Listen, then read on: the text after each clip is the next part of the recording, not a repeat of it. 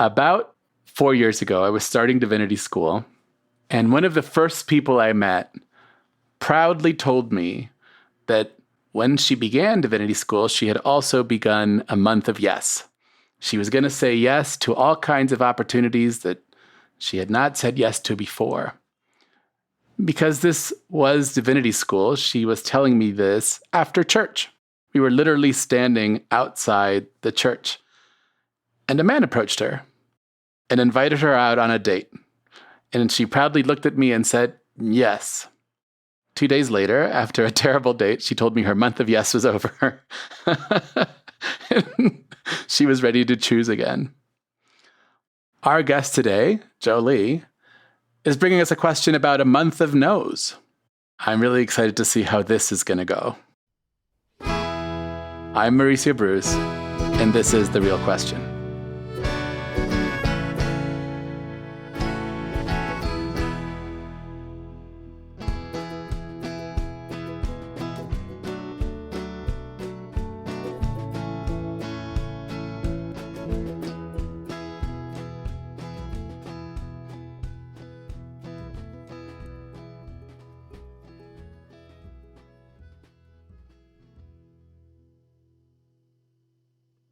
Hi, Jolie. How are you? Hi, Mauricio. I'm good. I'm nervous, but I'm so excited to be here.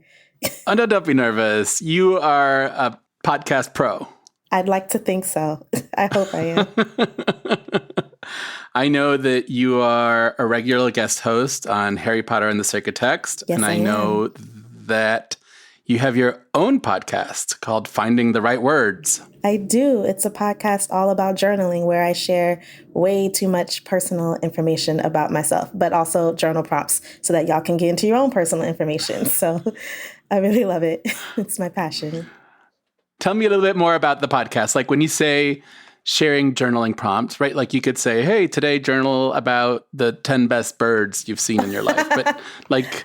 I would never make anyone journal about birds because I'm actually terrified of birds. But yeah, so each episode is similar to Harry Potter and the Sacred Text in that each episode has a one-word theme, which is like kind of my journal prompt where I share like what's going on in my life based on that theme or what I'm learning. The theme could be fear, it could be faith, it could be procrastination, things like that. And I basically am sharing my own personal journal entry in each episode. And then I end with an opportunity for listeners to share their own perspectives with unique journal prompts. It's more than just asking questions. Sometimes it's an exercise like we are making a list, or I give them a fill in the blank prompt. I ask them to share their favorite quote or verse or song lyric about the specific theme. And I'm happy to allow my vulnerability because I overshare a lot on that podcast, but allow my vulnerability to invite others to be vulnerable as well. That's actually really beautiful. Thank you. And I'm just going to volunteer myself if there's ever room for me on the show. I would love that. That's so nice. I'm so happy to be here. I know I'm Harry Potter and the Sacred Text, like all day, every day, but I have always wanted to be on The Real Question since it was invented. And I was just like, I don't know if my questions make sense. Even today, I'm very excited to talk about my question though. And I'm so excited to be here and to finally meet you, Mauricio. It's so nice. Well, I'm excited for you to be here, but now I'm excited to hear your question because you've just sort of prepared us for it. So what's your question? My question was, should I stop doing people favors? But more specifically, the real question, trademark, is, should I go on what I want to call a favor fast? Wherein, like, I don't know if you are familiar with Shonda Rhimes' Year of Yes, where she just said yes to every single request. I want to go on a month of no, where I say no to every single request that's made of me in any sense of the word. And even saying that out loud is really terrifying. But I am desperate to force myself to enforce boundaries. And I know all the things I need to do. I know I have a lot of fear of abandonment and fear of letting people down. But even with all that knowledge, my actions have not changed. And I'm like, what is a way that can get me to just stop doing things for other people that either take away from my time, my resources, cause me distress, or just stress me out in general because I'm always worried about what do people need, what do people want, what are people thinking of me. So yeah, should I do that? Is that healthy? Does that make sense? Is it going to have terrible consequences for my relationships? Well, I have a little bit of time, so why don't we explore it? Well, let's explore it. How do you imagine this going? Like if I say, can you hand me a glass of water? You'd be like, nope. That's such a good question. Yes, I actually do see it going that way. So at first I was thinking, I'm a Christian. I fast as part of my faith pretty regularly.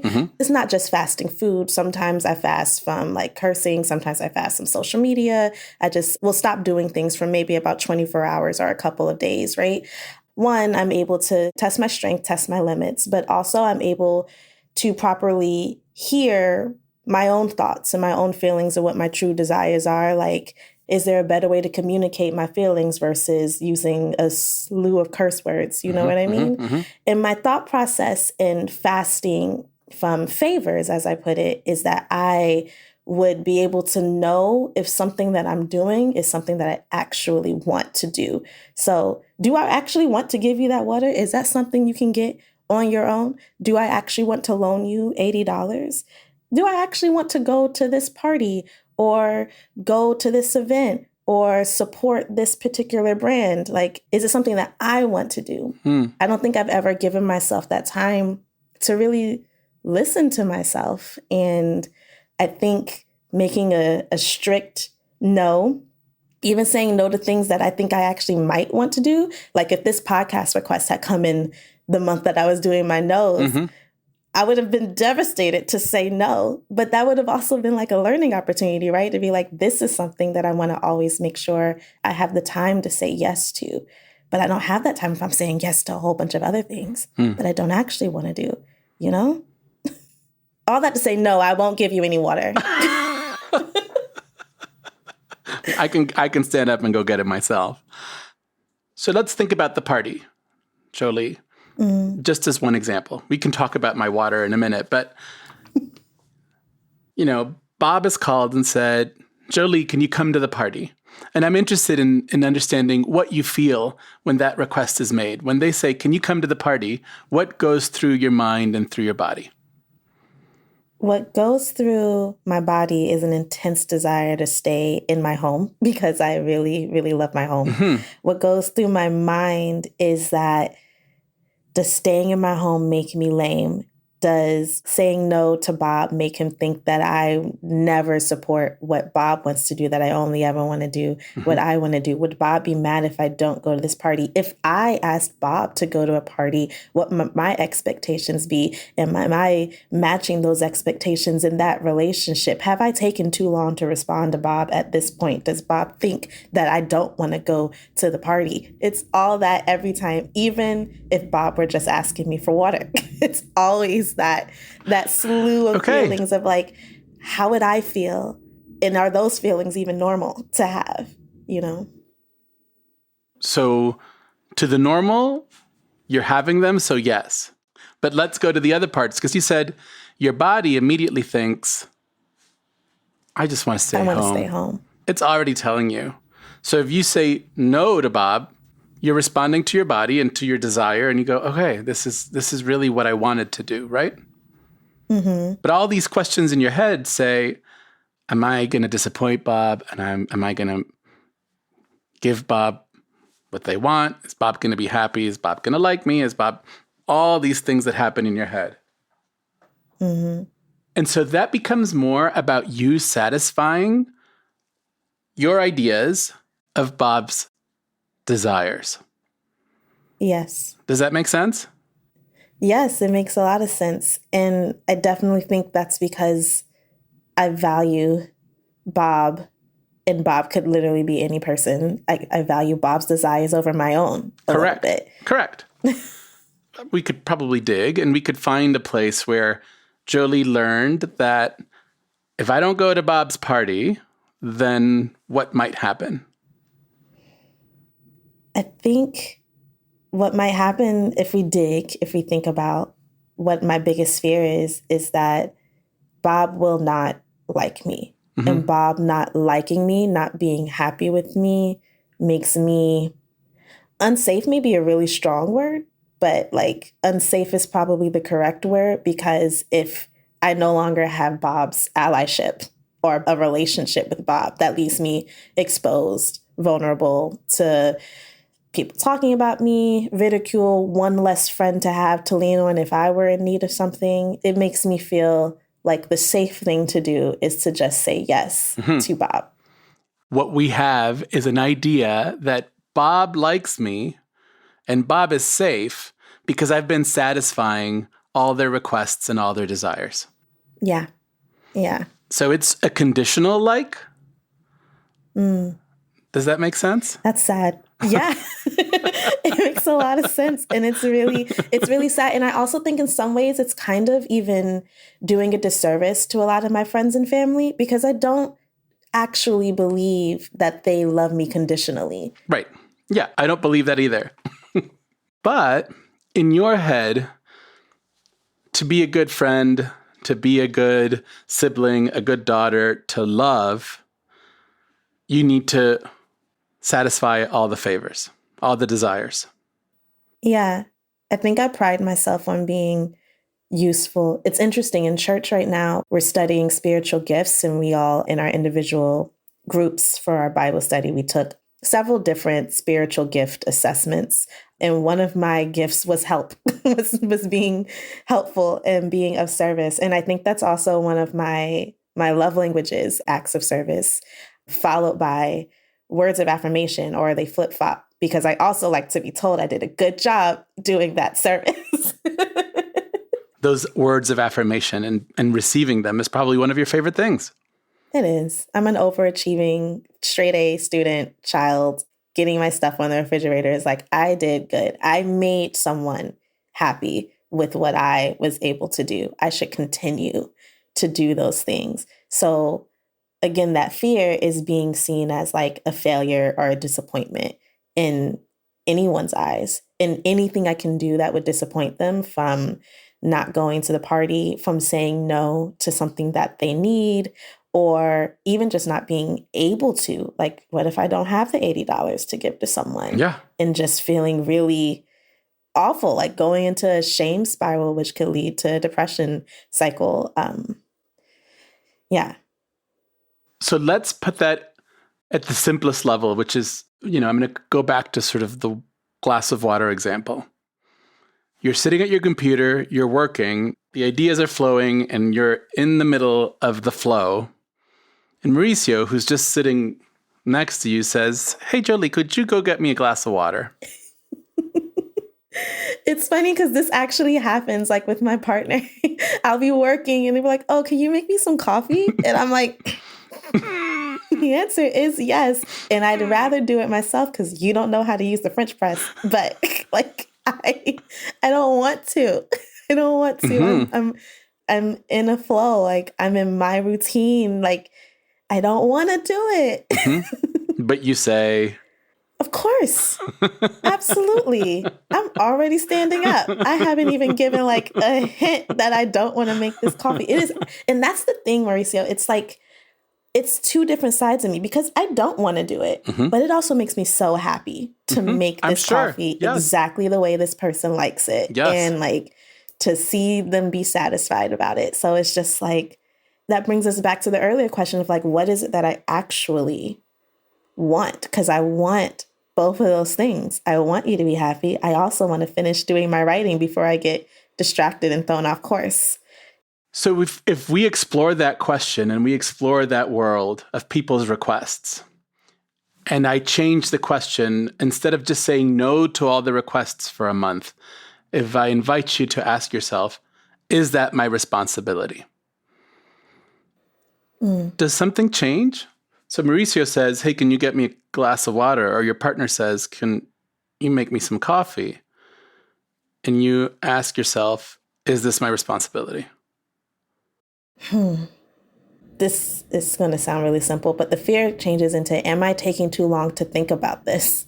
Is this my responsibility? And there's also a fear of not knowing. Like, I don't like not knowing things. I'm a huge know-it-all. So then I feel like a shame in myself for not knowing whether something is my responsibility or not. Like, I feel silly for thinking too hard about your glass of water. You know what I mean? Yeah. But what if we think about it right now? Like, what are Jolie's responsibilities? And we could outline it a little bit. And therefore, when the question shows up next month, you won't take that long. Okay. What are Jolie's responsibilities? What are your responsibilities regarding other people? I want to say I beyond not causing them any purposeful physical or emotional harm, I'm kind of thinking like, I don't know if I have any responsibilities for other adults, but that feels so bad to say. Like, of course, we're responsible for each other as a community and as human beings, but also like, we're not responsible for each other, you know, because I don't think anyone is responsible for me. I'm the one responsible for making sure I wake up on time, that I am fed and bathed and clothed and being a good person. And I'm not responsible for making sure other people are taken care of. And only people I can think I'm responsible for are my nieces and nephew because they're children, you know? So I think what you've discovered there, or what you've gotten to, is a really important distinction, right? I'm not responsible for any of that. But as a community, we're responsible for each other, right? Yes. I don't want to put words in your mouth. I think this is what you said. That's exactly what I'm thinking. And so I'm wondering if that distinction frees you up just a little bit. Mauricio says, "Can you get me a glass of water?" And you think, I'm not responsible for his glass of water. And then I get to decide, do I want to do this right now or do I want to keep working? It frees me up a little bit in the sense that if I decide I want to keep working, or if I even just tell Mauricio to wait for a second, like just give me like 10 minutes, then because of our mutual responsibility to each other, Mauricio should be able to understand that. But then there's this other side of me that has like, because of our mutual responsibility to each other, Mauricio would get me water. So I just hit something. So I owe Mauricio this water. Oh. Like, I owe people my care because they would care for me or have cared for me. I think even that hit something like with my family. I was a child once and they cared for me, and they don't put it this way, but I have a pressure within that's like, I owe them my presence. I owe them my resources, my time, my care. It's interesting. This question actually came up because I was in the midst of several requests from family at once. And I just decided, okay, I have to go home, like home being a 4-hour drive away. And it caused me to have to stop doing a whole bunch of other things I was doing, including preparing for this podcast. But it cost me money. It took away time. It also cost me money in the time because I am a freelance journalist. So I wasn't able to work for that week while I was away. But I also enjoyed spending time with my family, and I know I was able to help them and everything was fine. But the reason I didn't even hesitate was because it's just like, this is family. You owe them this. They need you. And if you needed them, then you wouldn't want to feel as if you are not important to them. So that mutual responsibility frees me up in some ways, but also binds me in other ways. Yeah, I'm seeing that.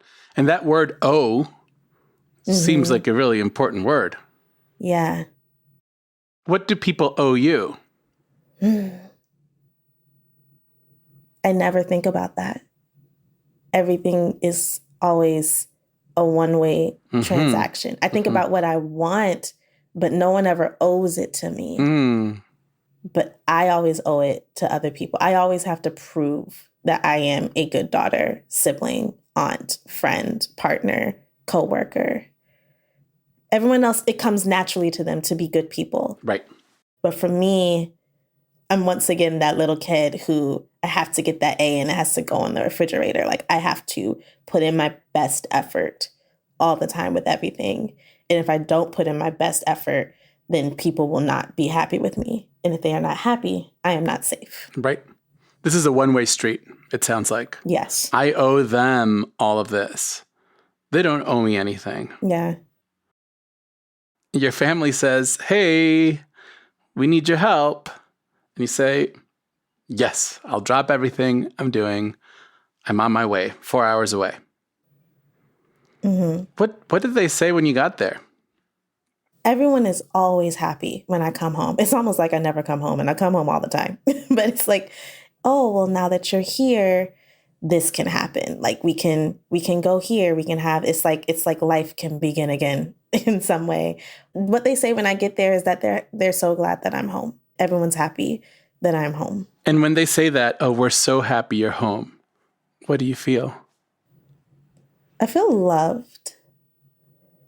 But I also think I feel maybe a little resentment because I don't feel happiness. They feel relief in my presence, and I feel a lot of stress in the sense that it's just the stress of trying to get there and do all the things and be there for everyone.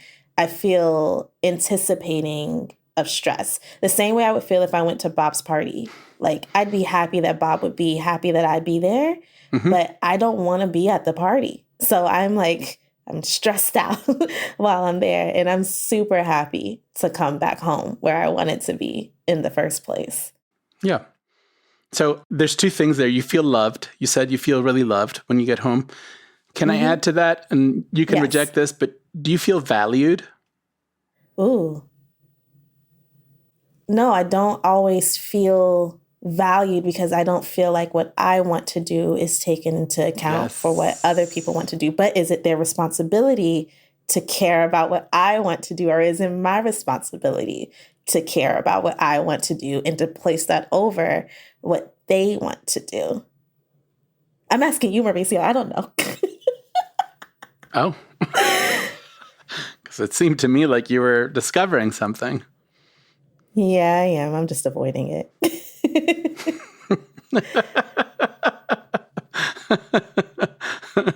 Can I ask a question? Of course. How does one strengthen their, I guess, responsibility and value muscles a little bit? Because right now it doesn't feel easy or accessible for me to say, like, what I want to do is just as important as what y'all want to do, or as what you need me to do. That knowledge, that surety, it's just very, very weak. What does one do to strengthen that up, you know? Yes, thank you. That's a beautiful question. Let's get to it. So you've found this thing, and you're saying, I understand it, and I don't think I can do it. I can't lift that. Yeah. How do I work out that muscle? Yeah, because I want to lift it. I want to be able to do that. Yeah.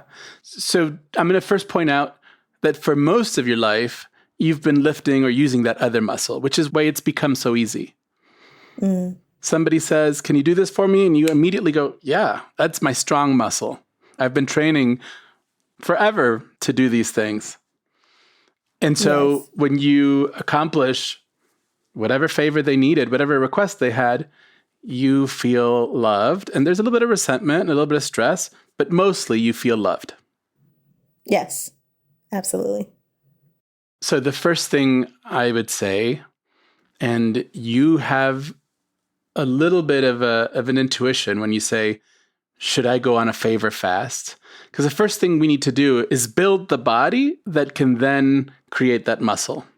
That sounds really weird, but physically you need a specific body that can emotionally hold a certain emotion. And right now, you've built the body to satisfy people's favors. Yes. You've been working on that body your whole life. I ran the Rocky steps, super strong. Now we have to think about the body of a person who can say, you know what? This is a priority for me. I'm a priority for me. And right now I'm in the flow and I need to get this done. And getting your glass of water is not a priority, and you can do it yourself because I'm just in the flow. But right now, that's very hard for you to do. It is very hard. It's super hard. So let's play with this for just a second, Jolie. Yeah. What does the body of a person who can say no look like to you? And I want you to do it there. Is it shoulders out, shoulders in? What does it look like? Their head is just so high. They're like super confident. I'm picturing like, not that this person is a mean girl, but like I'm picturing like a Regina George in Mean Girls, just super like, no, like, but like just with ease and like, this isn't even my whole day. I have so many other things to say no to today, Yeah. but with kindness. Again, I don't see them as a mean person, but just like that posture that like, I got this. Nothing can harm me. They feel very safe, you know?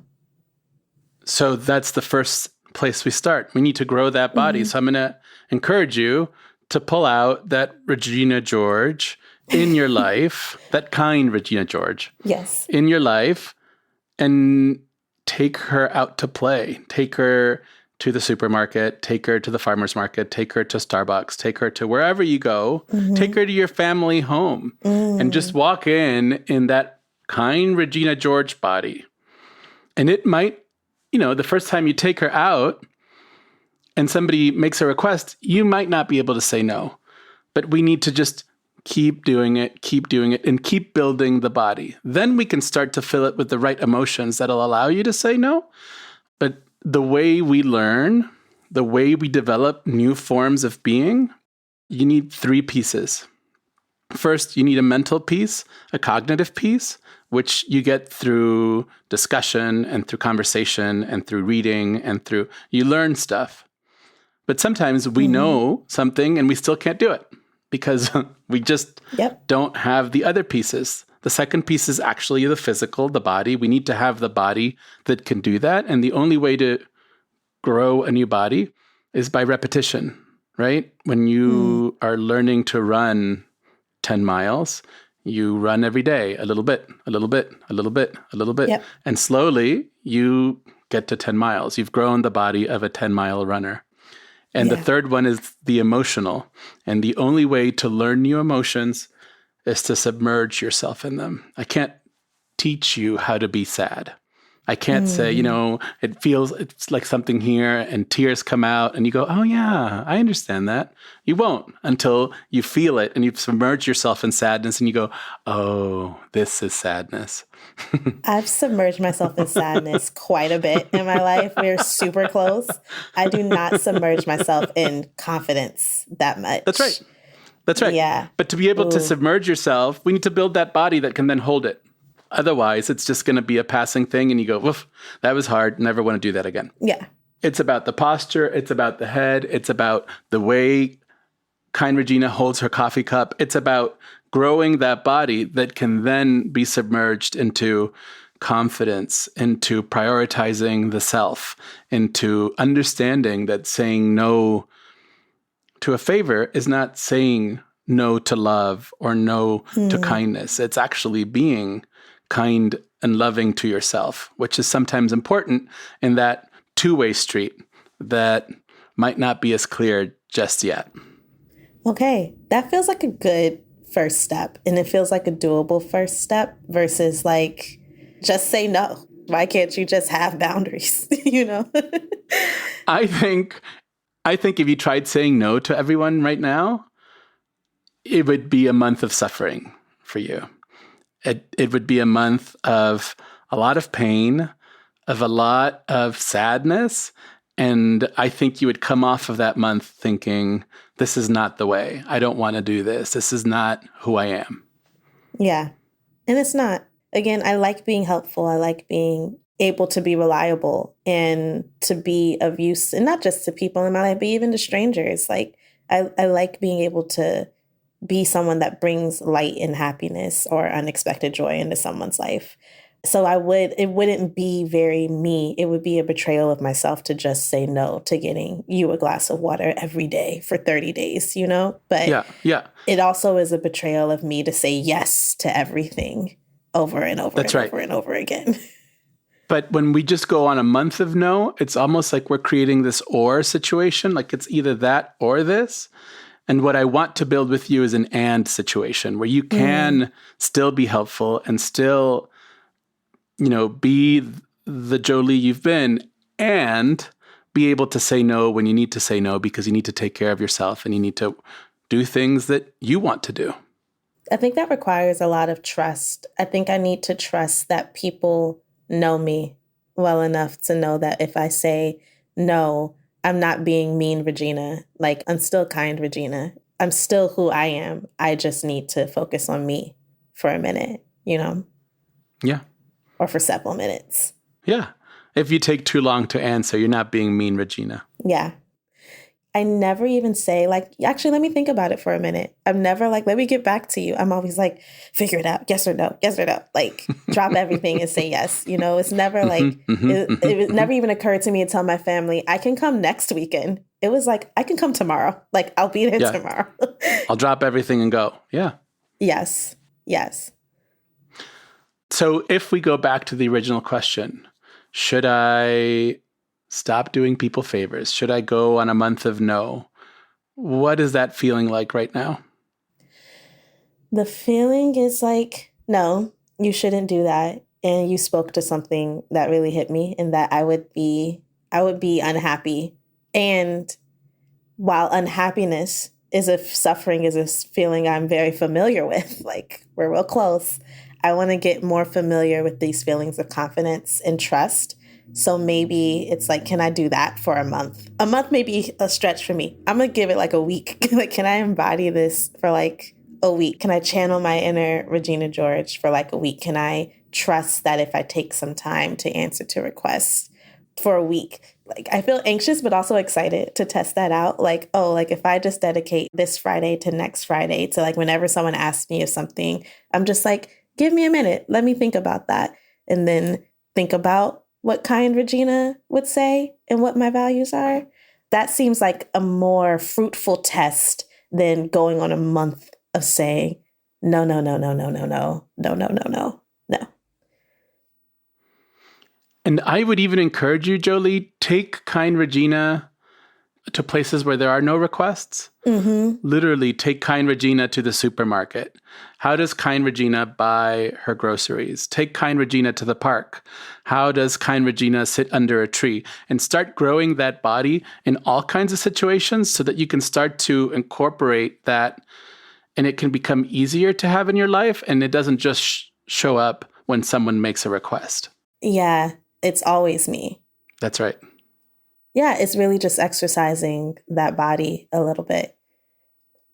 Jolie, I think this was really important. I think it was delightful. I think so many people are going to get something out of this conversation, because I think this idea that we need to please others in order to be loved or in order to be valued is very common. It is not only a Jolie thing. I would think it's a human thing. Mm. And to remember that we also are owed love and respect and value, and that we can also ask for things. I think it's an important reminder. Yeah, I appreciate having this conversation, because I did need that reminder that I can ask for it, and also that I can show that to myself. I can value my own needs and meet my own needs. I can be responsible to myself and not just others. And I'm excited to journal later about what my responsibilities to others are, and like to also journal about the 3 ways in which we grow, in which we change cognitively, physically, emotionally. So I'm very excited. I'm excited to take kind Regina out for walks. I was going to say I was going to record my next podcast episode now, but I think I need to rethink some of my talking points on confidence. So I'm very excited to take what I learned out into the world and share it with others. So thank you so much. This was so great. I feel very different in a good way. Thank you for being here. Thank you for sharing all this. I appreciate your vulnerability and your willingness to talk. Of course. Anytime. I'm going to have you on my podcast one of these days soon. This has been The Real Question. Our show is funded through our Patreon at patreon.com/realquestionpod. And we wanted to reach 300 paid patrons by the end of May, and we did. Thank you so much to all those people who joined and who have helped us reach that goal. You will enjoy all the perks, and I promise you The Real Question will be better for it. Another way you can support this show is by leaving us a review on Apple Podcasts or wherever you're listening. You can also follow us on Instagram and Facebook at Real Question Pod. We are always looking for more guests. Go to our website, realquestionpod.com, and submit a question. If you're listening to this, I want your question. There is no question that is too dumb. There is no question that is too boring. Please send us your questions because I want to have that conversation with you. We love to shout out our BFF tier patrons, Renee Underhill, Amanda Schramm, and our brand new 2 BFF tier patrons, Christina Igu Brandon and Jackson Paul Keeley. Thank you. Thank you so much. We are a Not Sorry production. Our executive producer is Vanessa Zoltan. We are edited and produced by Ariana Nettleman. Music is by Nick Bowl, and we are distributed by Acast. Support for this show comes from the Fetzer Institute. Thanks, Jolie, for joining us today. Thank you for all the vulnerability you brought, for all the paths that you opened into your own private life. Thank you for teaching us the power and the value of journaling. And thanks as always to our wonderful team, Julia Argy, Nikki Zoltan, AJ Yaramas, Anissa Ahmed, Danny Langley, Courtney Brown, Casper Turkile, and Stephanie Paulsell. This has been another episode of The Real Question. See you next week for another conversation, another question, another journey. See you then.